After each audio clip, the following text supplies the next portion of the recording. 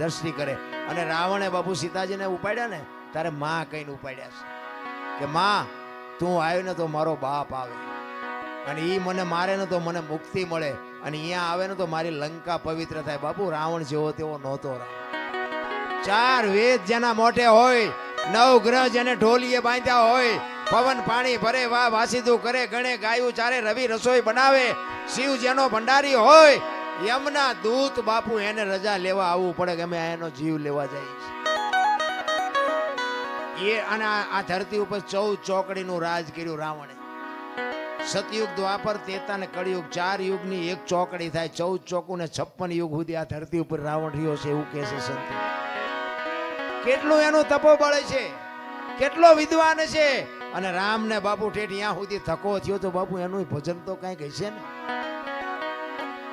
પણ આપણને છે ને કઈ આમાં સમજાતું જ નથી. આપણે મને તો એમ થાય કે ચારે બાજુ કથાયું વંચાય છે, ધૂનું બોલાય છે, ભજન થાય છે, માતાજીના માંડવા થાય ને, હવન થાય ને, પ્રતિષ્ઠાયું થાય ને, મંદિર થાય, તો બગાડ કાં નથી ઉભો રહેતો? વિચારવા જેવું તો છે ભલામણા. કઈ આપણા ગઢ આવું કઈ કરી જ નહોતા શકતા. તો આ ચોરી ને લોટપાટ ને મારી નાખવા, તોડી નાખવા, અત્યાચાર ને ગમે એની દીકરી ઉપાડી જાવી, આ બધું તમે જોવો તો ખરા કેટલું બધું અંધારું હાલ્યું જાય. તો આ કથા વંચાય છે ખોટું છે? એ કેમ કેવું ખોટું છે? હવે આમાં માણસના જીવનમાં જો ઉતરે નહીં આ વાત, તો આ કથામાં ફાયદો કોને? મંડપ વાળાને, સાઉન્ડ વાળાને, સાજિંદાને, અમારા જેવા કલાકારને, રસોઈઓ હોય એને, બાકી કોને ફાયદો?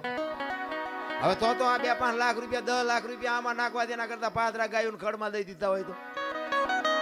ગામો ગામ કથાયું વંચાય, ગામો ગામ. અમારે તો રોજ ફોન આવે કે અમારે પ્રોગ્રામ રાખો, અમારે રાખો. અમે પછી કહી દે કે આટલા થાય છે, કથાયું કરો જે કરો એ. અરે બધું ડીંગો ડીંગ હાલે ભલામણા.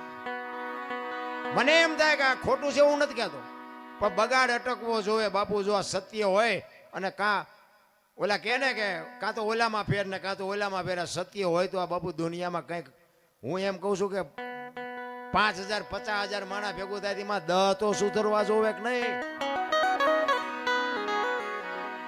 અમે એક જગ્યા આમ ગુજરાતમાં ક્યાં ગયા હતા, ગામનું નામ ભૂલાઈ ગયું, કથા એટલે અમે જોયું કે કથા છે, એમ ગાડી હાંકતો એ વખતે.